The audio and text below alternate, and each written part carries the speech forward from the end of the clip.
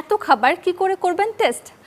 তারও আছে কিছু টেকনিক। জানাবো বুফে খাবার শিষ্টাচার, যা মানলে সময় নিয়ে ধীরে ধীরে উপভোগ করতে পারবেন সব রকম খাবার।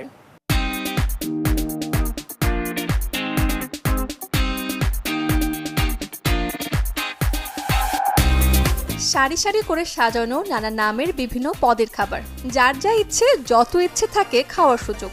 রেস্টুরেন্টের ভাষায় একে বলে বুফে।